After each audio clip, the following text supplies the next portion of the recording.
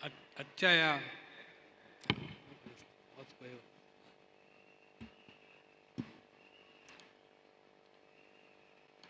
या दिव्य भव्य अशा लाखोंनी उपस्थित असलेले श्री बंधू आणि भगिनी,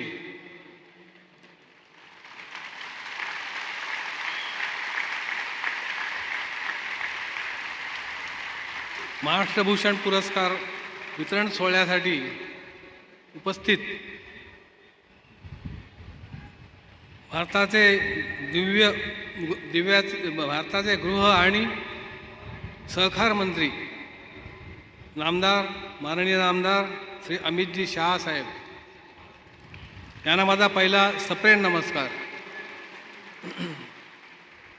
कारण का की आज भारत राज्याचा सगळा कारभार सांभाळाचा गृह खातं म्हणून आणि सहकार क्षेत्र एवढं काम असूनसुद्धा ते आपल्या सर्वांसाठी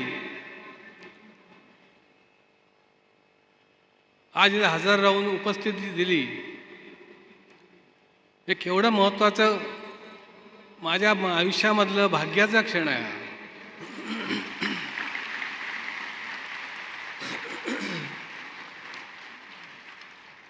कारण का असं म्हणायचं आहे की हा पुरस्कार जो आहे, हा पुरस्कार हा मोठाच असतो नेहमी, तो लहान कधीच नसतो. पण तो आज कार्याची दखल घेऊन मला दिला गेला. पण कार्य श्रेष्ठ आहे, कार्याचा हा गौरव आहे. आणि नानासाहेबांनी आज जे कष्ट केले, आपण सर्वांनी जे आज कष्ट करतात आणि ह्याच्या अगोदर पण केलेले आहात, या सगळ्यांचं श्रेय आपल्या सर्वांना जातं.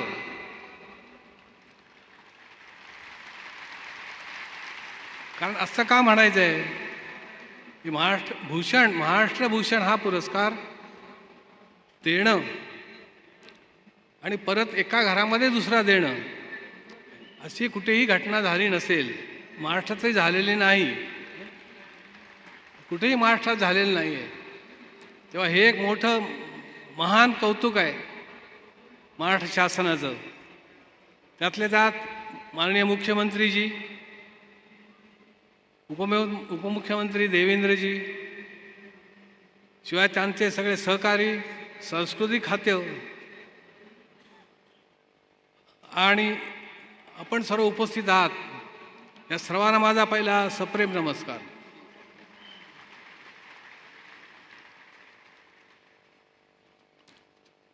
केंद्रीय पंचायत राज राज्यमंत्री श्री नामदार कपिलजी पाटील साहेब, महाराष्ट्र राज्याचे सांस्कृतिक कार्यमंत्री नामदार सुधीर मुनगंटीवारजी, महाराष्ट्र राज्याचे उत्पादन शुल्क मंत्री नामदार शंभूराजजी देसाई, महाराष्ट्र राज्याचे शिक्षण मंत्री नामदार दीपकजी केसरकर, महाराष्ट्र राज्याचे उद्योग मंत्री व रायगड जिल्ह्याचे पालकमंत्री नामदार उदय सामंतजी, महाराष्ट्र राज्याचे सार्वजनिक बांधकाम मंत्री नामदार रवींद्र चव्हाण साहेब, या सर्वांचं मी आभार मानतो इथे हजेरी लावल्याबद्दल किंवा उपस्थित झाल्याबद्दल, आणि त्यांना सप्रेम नमस्कार पण करतो. आता बाकीचे सगळे जे आहेत महाराष्ट्र राज्याचे मुख्य कार्य करणारे पुष्कळ सन्माननीय अतिथी आज उपस्थित आहेत. काही व्ही मंचवर बसलेले आहेत, काही स्टेजवर आपल्या उपस्थित आहेत. शिवाय महत्त्वाचं काय त्याच्यामध्ये की खासदार श्रीरंगा अप्पा बारणे साहेब आहेत, श्री आमदार प्रशांत ठाकूर साहेब आहेत, श्री मनकुमार श्रीवास्तवजी मुख्य सचिव महाराष्ट्र शासन, माननीय श्री सौरभ विजय साहेब प्रधान सचिव सांस्कृतिक कार्य विभाग व सचिनदा धर्माधिकारी व धर्माधिकारी कुटुंबीय, सगळे आम्ही कुटुंबियासहित आपण सर्वांना सप्रेम नमस्कार देत आहे. तसेच उपस्थित सर्व लोकप्रतिनिधी, माननीय खासदार, आमदार, जिल्हाधिकारी, महापालिका आयुक्त, पोलीस आयुक्त व इतर शासकीय अधिकारी आणि आपण सर्व श्री सदस्य बंधूंनी यांना परत सप्रेम नमस्कार करतो. आता बघा की ज्या वेळेला नानांनी हे कार्य 1943 सालापासून केलं, त्यावेळेला की पहिले खेडेगावापासून सुरुवात केलं. बरेचसे लोक सांगत होते तुम्ही खेडेगावात नका, शहरामध्ये जा. त्यामुळे शहरामध्ये जाण्याची आवश्यकता नाही आहे. खेडेगावातल्या लोकांना त्यांच्या अंधश्रद्धा, त्यांचे असलेले रीतिरिवाज, त्यांचे असलेले वेगवेगळ्या प्रकारची वागणूक ह्याला चांगलं उत्तम असं वळण लागायला पाहिजे आणि ते सन्मार्गाकडे येऊन बरोबर अंतःकरणामध्ये सुविचाराची अंतःकरणामध्ये विचारांची भूमिका ठेवून वागणूक प्रत्येकाला करता यायला पाहिजे. तर सुरुवात ह्या खेडेगावापासून केलेली आहे आपण. त्यामुळे कोणत्याही प्रकारचं ॲडव्हर्टाईजमेंट नाही किंवा कोणत्याही प्रकारचा आम्ही गवगावही करीत नाही. आता महत्त्वाच्या ठिकाणी मी अर्थात जात असतो, पुष्कळ ठिकाणी मी जात नाही की प्रसिद्धी हा विषयापासून मी लांब आहे. प्रसिद्धी मला नको आहे. प्रसिद्धी पण कोणतंही प्राप्त होत नसतं कधी. याचा अर्थ प्रसिद्धी करायला लागते किंवा जाहिरात करावी लागते. याचा अर्थ ती वस्तू किंवा तो पदार्थ संपत नाही. जाहिरात करणाऱ्याला मला बोलायचं नाही, माफ करा, तसं काही नाही आहे. पण एक सांगतो की जी वस्तू महत्त्वाची आहे तिची ॲडव्हर्टाईजमेंट करण्याची जरूरच काय. आज प्रत्येक माणसाला आवश्यक आहे आणि ही आवश्यकता अशासाठी आहे की मानवता धर्मामध्ये प्रत्येक मनुष्याने उभं राहावं आणि मानवता धर्मात सगळ्यामध्ये श्रेष्ठ आहे. हा मानवता धर्म श्रेष्ठ आहे हा प्रत्येकाच्या अंतःकरणामध्ये रुजू व्हायला पाहिजे. त्याची विचारांची रुजवण व्हायला पाहिजे. तर त्यासाठीच हा आमचा खटाडोबा आहे. ज्या नानासाहेबांनी आजपर्यंत कार्य करत राहिले, आयुष्य असेपर्यंत शेवटपर्यंत 87 वर्षापर्यंत कार्य करत होते.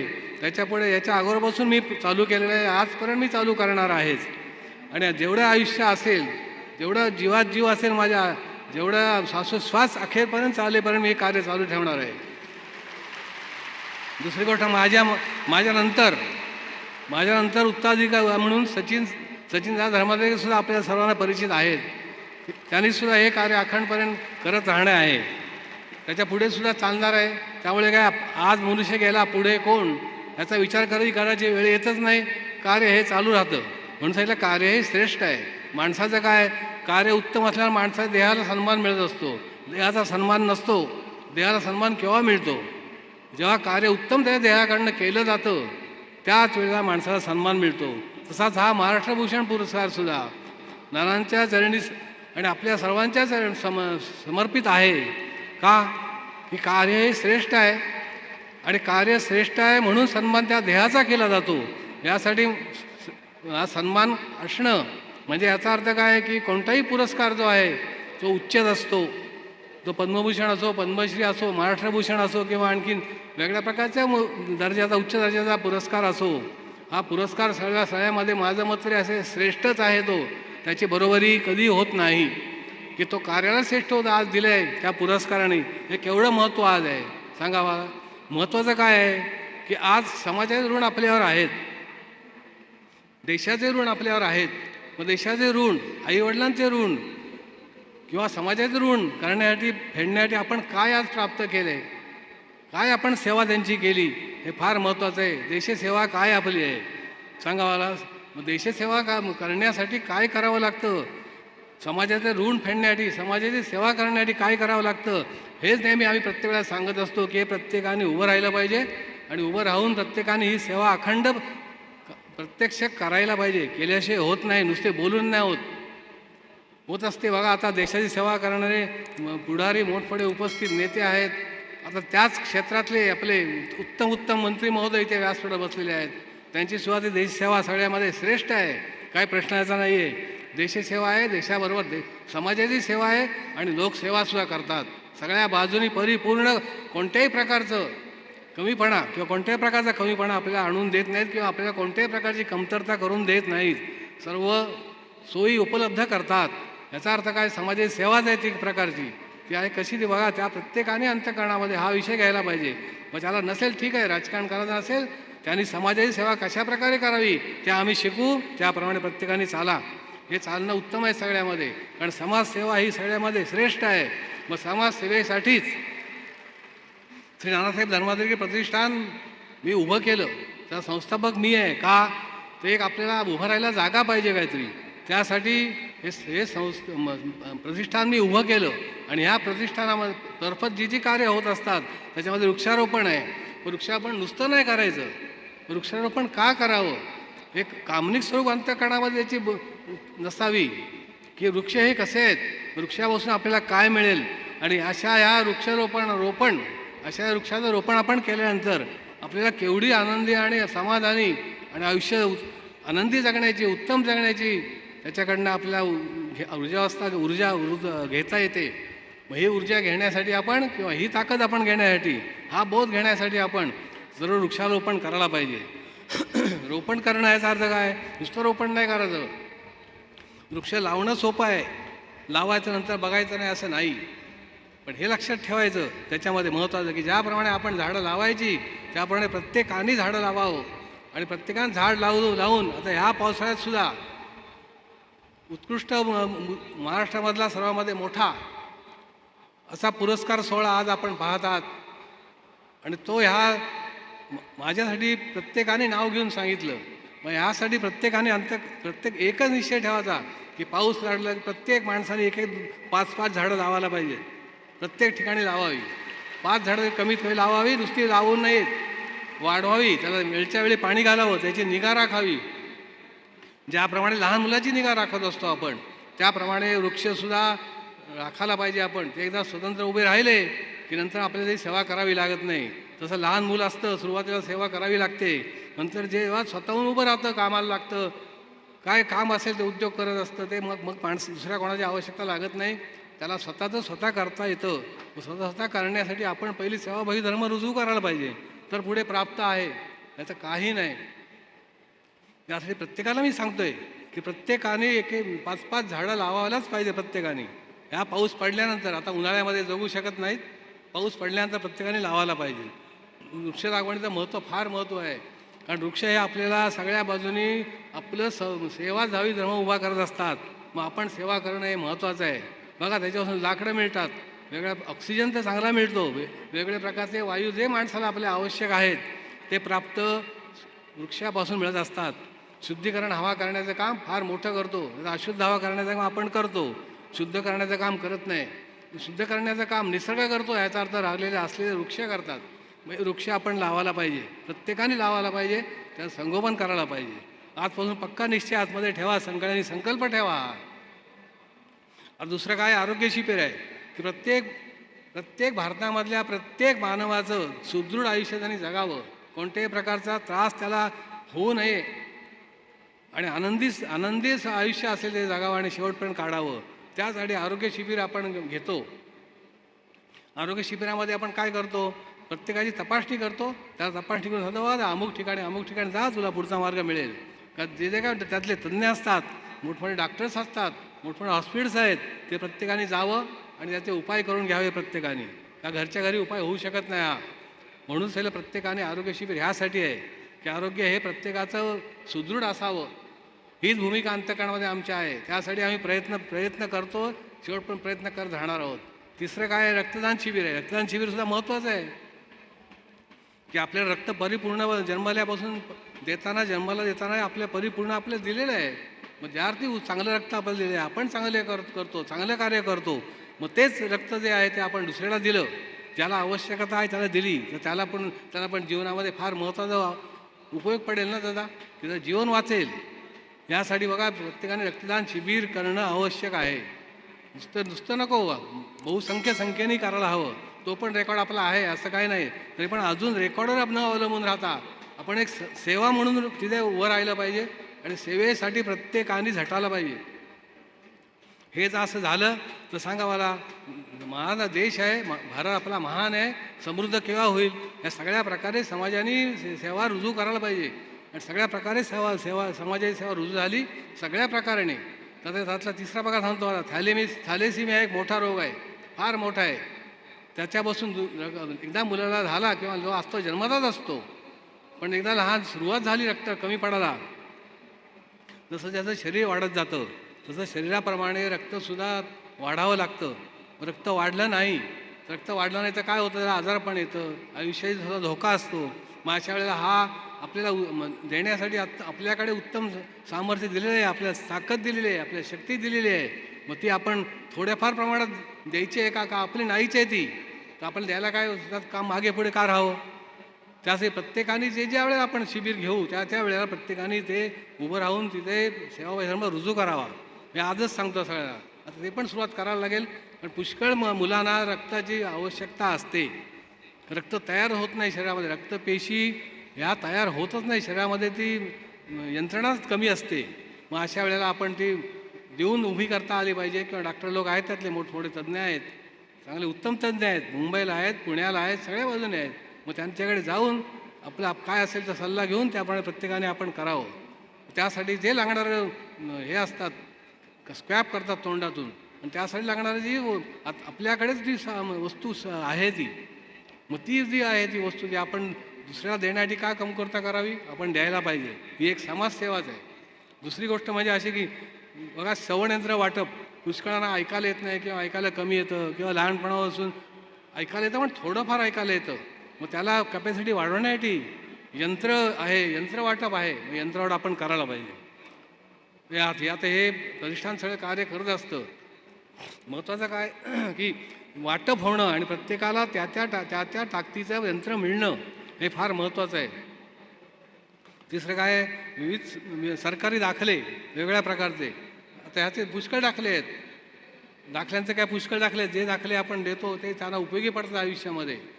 महत्त्वाचं आहे ते. सगळेच दाखले असतात, जाती जावाचं जातीवर मिळू शकतो. अर्थात सहकार्य आपल्या रेव्हेन्यू डिपार्टमेंटचं सहकार्य असतं, त्याशिवाय होऊ शकत नाही. ते आपल्याला पण सहकार्य करतात, त्यांचेसुद्धा आपण आभारच मानायला पाहिजेत. कारण त्या एका दाखल्यावर आपण कुठेही काही कोणत्याही प्रकारचे जे सरकारी यंत्रणा असते किंवा सरकारी जे वेगळ्या प्रकारची सुविधा ठेवलेली असते ते आपण घेऊ शकतो. ते नसेल तर घेऊ शकत नाही. मग ते आपण घ्यायला पाहिजे, प्रत्येकाने घ्यायला पाहिजे, आणि प्रत्येकाने दाखल्यासाठी झटायला पाहिजे. आणि दाखले देण्यासाठी सुद्धा एक यंत्रणा उभी आपण करून ठेवलेली आहे. ती तिथे यंत्रणा ती काम करत असते, आणि ती यंत्रणेकडे आपण आपलं नाव नोंदून आपण करायला पाहिजे. ते दाखले अतिशय महत्त्वाचे असतात. आता पाणपोई आहे, पाणपोईसुद्धा सगळ्या प्रकारे आपण बऱ्याच ठिकाणी बांधलेले आहेत. की आज आवश्यकता माणसाला पाण्याची आहे, पाणी पुष्कळ ठिकाणी नसतं, किंवा पुष्कळ ठिकाणी पाणी प्यायला मिळत नाही. पाणी असतं पण ते विकत घ्यावं लागतं आपल्याला. पण विकत देण्यापेक्षा आपण विनामूल्य आपण देतो ना, देतो का नाही बघा, सहज देतो का. तर पाणपोई ठिकठिकाणी आपण बऱ्याच ठिकाणी उभ्या केलेल्या आहेत, अजून आपल्याला करायला पाहिजेत. पण सगळ्या बाजूने आपण मागे येत असतो, कारण तेवढा फंड आपल्याकडे नसतो. फंडातून आपण तेवढं प्रतिष्ठानचा फंड जेवढा आहे तेवढंच आपण करत असतो, त्यात बसेल तेवढंच आपण करत असतो. आणखीन काय त्याच्यामध्ये बघा, आता बस थांबे बांधतोय आपण, की पुष्कळ उन्हामध्ये पावसामध्ये पॅसेंजर उभे राहतात. पुष्कळ ठिकाणी असे आहेत, पुष्कळ ठिकाणी आपण बस थांबे पण बांधलेले आहेत, आणि अजून बस थांबे बांधायला पाहिजे आपल्याला. पण आर्थिकदृष्ट्या कमकुवतपणा आपला असल्यामुळे आपण जेवढं होईल तेवढं आपण करतो, जेवढा फंड जमा असेल तेवढंच करतो. आता दुसरं महत्त्वाचं काय बघा, आणखीन मोठमोठे बंधारे आहेत, पाणी अडवा पाणी जिरवा, हा शासनाचा एक मोठा उपक्रम आहे.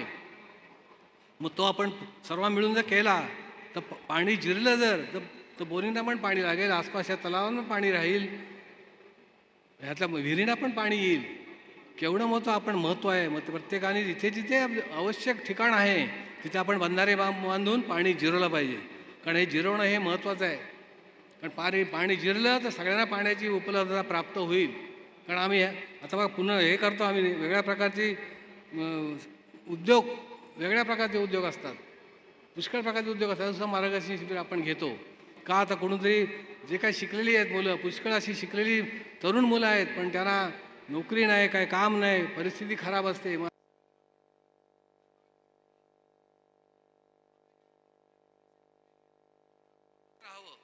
स्वावलंबन आपण कशी ठेवावी हे तरी प्राप्त प्रत्येकाला होईल.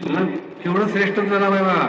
नंतर आता बघा कसं आहे, ते कितीतरी कार्य प्रतिष्ठानचं उत्तम आहे बघा तुम्ही. आता बघा कुरण व्यवस्थापन आहे.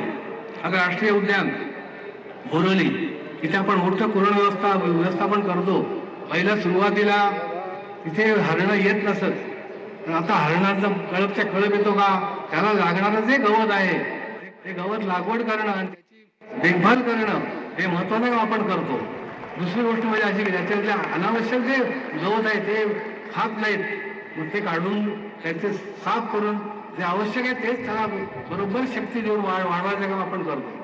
दुसरं काय बघा, स्वच्छता अभियान आहे, केवढं मोठं महान आहे स्वच्छता अभियान. की ह्या स्वच्छता अभियानापासून आपल्याला आरोग्य प्राप्त होतं. आपल्या बघायला सुद्धा कसं वाटतं, छान वाटतं. त्या सगळीकडे आता पुष्कळ ठिकाणी बघतो आपण, पण काय आता आपण सुद्धा कमी पडतो, काय करणार, आपण अजून करायला पाहिजे आणि अजून जोर मारायला पाहिजे स्वच्छता अभियानावर. पण जोर नाही मारला तर स्वच्छ भारत होणार नाही, नुसतं बोलून नाही होणार. स्वच्छ भारत व्हायला पाहिजे. आता दुसरी गोष्ट हे सगळं करत असताना किती महत्वाची भूमिका बघा. निर्माल्यापासून आपण खत बनवतो. ते निर्माल्य पूर्वी समुद्रात जात असे. आपले मोठमोठे सण आहेत, नवरात्र आहेत, गणपती आहेत ना, मोठमोठे सण आहेत. म्हणजे मोठमोठे सण आपले आहेत त्यावेळेला आपण काय करत असतो, ज्यावेळेला विसर्जन आपण करतो त्यावेळेला आपण निर्माल्य पण समुद्रामध्ये टाकत असतो. त्याचा काही उपयोग होत नाही. परत ते भरतीवर उठीवर टाकलं भरतीवर परत पुढे येतो. काय झालं. पण आता आपण हे केलं पाहिजे की आता आपण प्रत्येक ठिकाणी मुंबई, पुणा, ठाणा अशा ठिकाणी आम्ही सुरुवात केलेली आहे. पण त्यावेळेला त्या दिवशी ज्यावेळेला विसर्जन असतं त्यावेळेला विसर्जनाच्या दिवशी की आपण परिपूर्ण अंतःकरणामध्ये विचार करून स्वतःच काम आहे हे करून सुद्धा पुष्कळ सदस्य येत असतात. घरी गणपती असतो, विसर्जन असतो, सगळं त्याग करून ते येतात. समाजाची सेवा किती प्रकारे करतोय ह्याला सुद्धा महत्व आपण द्यायला पाहिजे आणि आपण सुद्धा सर्वांनी मदत त्याला करायला पाहिजे. एकच आता आम्ही प्रत्येकाला कमिटी नेमत असतो किंवा एक ठराविक ग्रुप स्वयंसेवक नेमतो. स्वयंसेवक नेमण्यासाठी कष्ट करावे लागतात. अगोदर सगळं बरोबर प्लॅन बसवावा लागतो.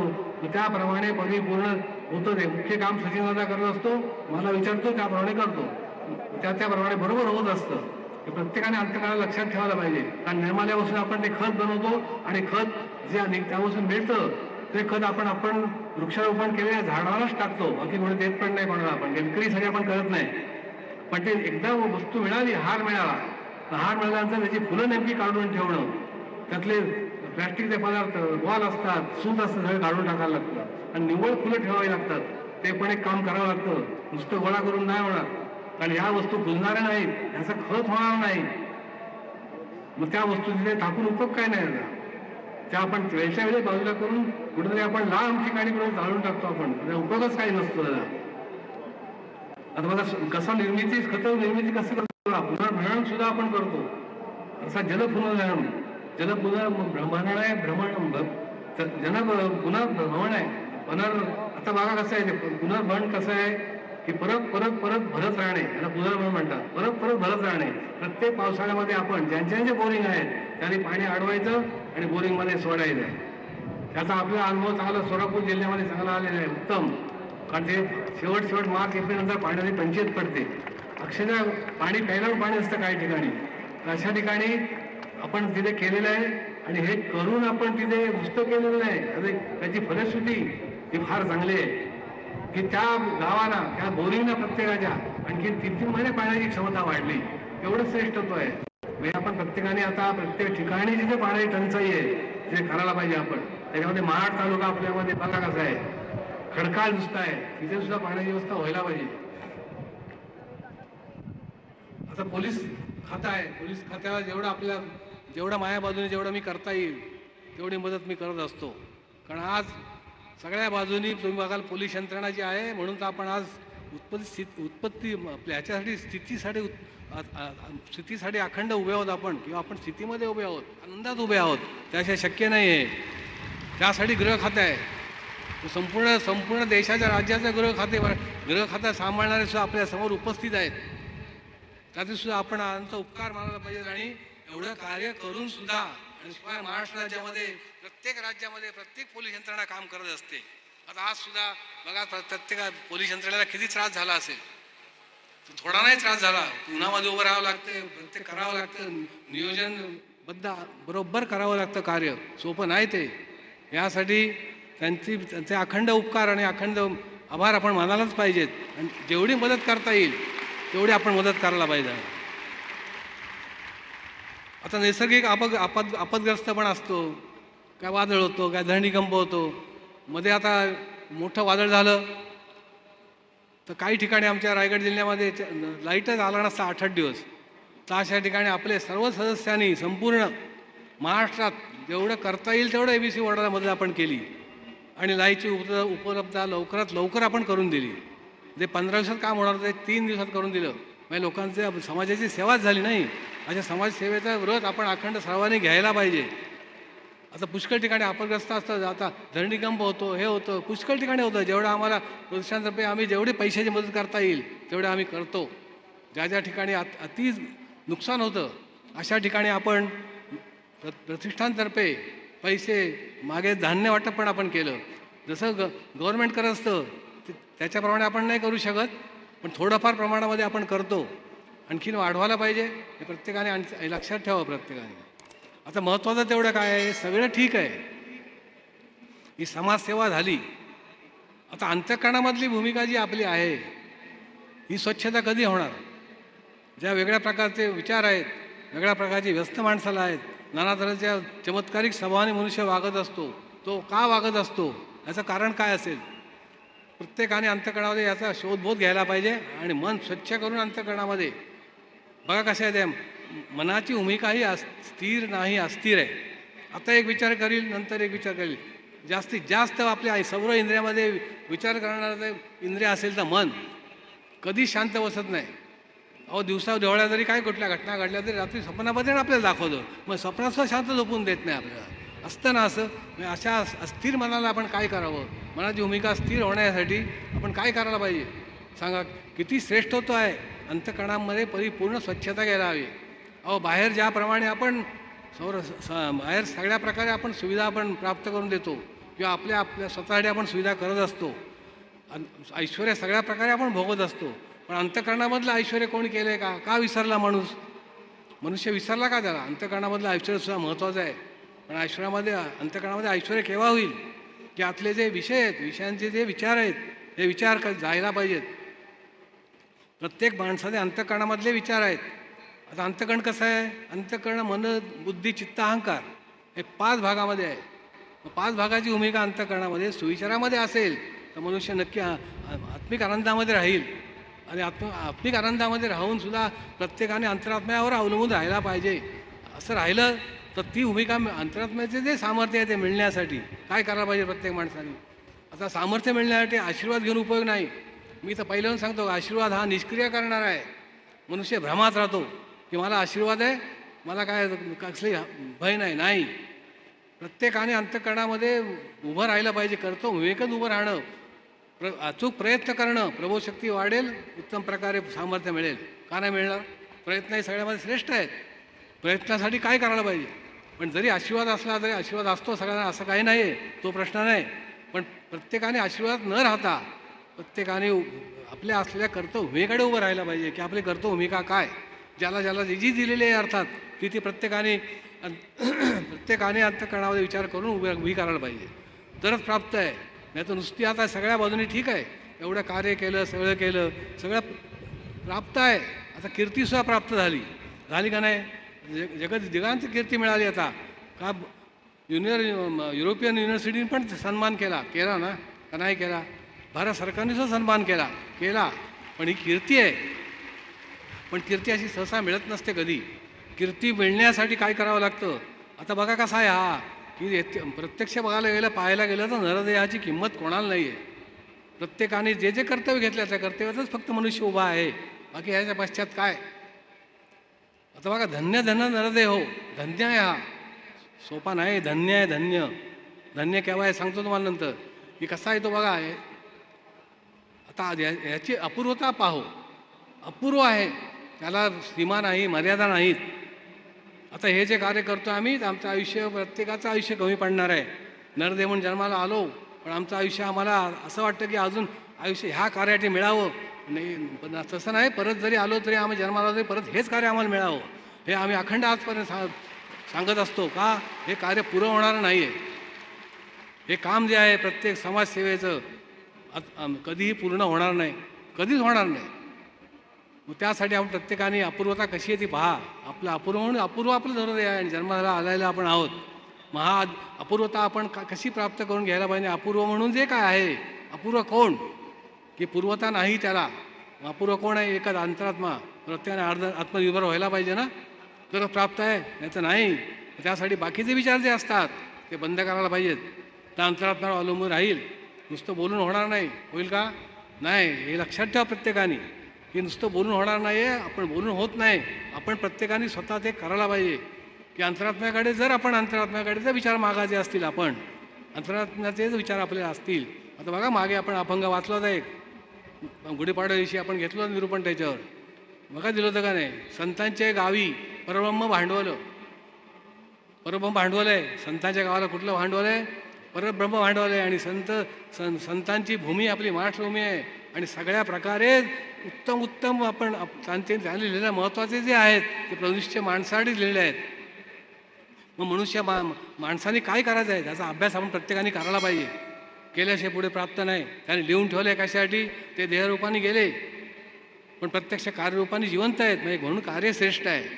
कार्य का श्रेष्ठ असतं? म्हणून मनुष्य देह हा कार्य हा जन्मापुरता घेऊन आलेला आहे. प्रत्येकाने करायला पाहिजे म्हणून धन्य आहे तो. आणि दुसरा धन्य आहे तो धन्यच आहे. अपरमय धन्यच आहे. अंतरात्मा धन्यच आहे. काय वेगळा नाहीच आहे. त्याच्यासारखा दुसरा कोण नाही आहे. एकच सामर्थ्य आहे त्याला पर्याय पण दुसरा नाही आहे. एक कार्य केलं दुसरा मनुष्य उभा असतो आणि ह्याला कोणत्याही प्रकारची स्पर्धा नाही आणि त्याला पर्याय पण नाही आहे आणि स्पर्धक पण कोणी त्याचा नाही आहे. एवढा अंतरात्मा श्रेष्ठ आहे. म्हणून नेहमी बघा मोदीजी पण सांगत असतात की प्रत्येकाने आत्मनिर्भर राहावं. का? याचं कारण आत्मनिर्भर राहिलं तर माणसाला चांगले गुण येणार आहेत. अन्यथा चांगले गुण माणसाला येणार नाहीत. आत्मनिर्भर राहण्यासाठी आत्म्यावर अवलंबून राहण्यासाठी आपण वेगळ्या प्रकारचे जे विचार आहेत ते मनाला वेगळ्या प्रकारची टोचणी असते. सगळ्या प्रकारची मनाला संशयाची असते, चिंतेची असते, भीतीची असते, मान सन्मानाची असते, अभिमानाची असते, सगळे प्रकार असतात. मग सगळ्या माणसाने त्याग करायला पाहिजे. घ्यायचं आहे नर द्यायला सगळं सामर्थ्य द्यायचं आहे आणि सगळ्या प्रकारे मान सन्मान त्यांनी घ्यायचं आहे. पण अंतःकरणामध्ये एक जाणीव अंतःकरणामध्ये पाहिजे की हे जे सगळं कार्य आहे हे मनुष्य म्हणून देह करू शकत नाही. देहाला देणारे विचार जे आहेत, देहाला देणारं सामर्थ्य जे आहे ते आतच बसलेलं आहे. हे बऱ्याच जणांना अंतःकरणामध्ये जाणीव याची नाही आहे. अर्थात प्रत्येक धर्मामध्ये प्रत्येक ह्याच्यामध्ये वेगळी नावं असतील पण सामर्थ्य शेवट एकच आहे, वेगळं नाही. नावं अनेक असतात त्याच्याप्रमाणे त्याचे नाव आहेत, ठीक आहे. पण प्रत्यक्ष जर आपण पाहायला गेलो तर अंतःकरणामध्ये सामर्थ्य सगळ्यांचे एकच आहे, वेगळं कोणतंच नाही आहे. त्यामुळे मतभेद होण्याचं कारणच नसतं आपल्याला. काय कारण आहे मतभेद होण्याचं सांगा? अंतःकरणामध्ये जाणं मनुष्य आहे आणि हे मनुष्यही जात आहे आणि मानवाचा धर्म आहे. मानवाचा धर्म उभं करण्यासाठी आपण हे विचार अवश्य घ्यायला पाहिजे सर्वांनी. त्याचा आता बघा कसं मन आहे, मनाची भूमिका कशी असते. मन वेगळ्या प्रकारच्या अंतःकरणामध्ये टोचणी देत असतं आणि ते देत दिल्यानंतर मनुष्य बदलतो का? त्याला चांगले विचार मिळाले, नक्की चांगले त्याला मनाला चांगले संदेश जातात, तो पुढे मेंदूकडे पाठवून देतो, इंद्रिय पुढे काम करतात. हे चक्रच आहे. एकटा मेंदू काम नाही करू शकत. त्याला विचार द्यावे लागतात की नाही सांगा मला, तरच त्याचा प्राप्त होतो. आता शाळेमध्ये सुद्धा विद्या शिकलो आपण, शाळेमध्ये गेलो तिथे शिकलो आपण, त्याप्रमाणे तिथे नियमबंधन पाळली, सांगितलेल्या गुरुजींनी आपण आचार्याने आपण त्याचं पालन केलं ना. मग हे पालन करणं हेच महत्त्व जास्त आहे ना. या पालन करण्यामध्ये सुद्धा महत्त्वाचा आपलं सामर्थ्य उभं राहतं. त्यांनी जे काय सांगितलं ते आपण केलं, शिकलो, जे काय पद्धतीप्रमाणे आपण केलं आपल्या बुद्धीप्रमाणे त्यात आपल्याला यश मिळालं. प्रत्येकाला यश मिळालं आहे. आता ज्याची बुद्धी प्रगल्भ आहे, उत्तम आहे, अभ्यासवृत्ती चांगली आहे, त्याला चांगल्या प्रकारे ऐश्वर्य मिळतं. ते प्रत्येकाला दिलेलंच आहे ना. आता इथं सुद्धा मोठमोठे ऑफिसर्स लोक आहेत, IAS ऑफिसर्स आहेत. मग ते आता प्रत्यक्षाने कष्ट केले त्याशिवाय नाही होत. सांगा मला, स्पष्ट सांगितलं बघा कसं की सत्कीर्ती ही वाढवावी आणि अपकीर्ती ही थांबवावी. ह्यासाठी काय करायला पाहिजे हे महत्त्वाचं आहे. सत्कीर्ती सगळ्यांना आवड असते, वाईट कीर्तीची कोणालाही आवड नसते.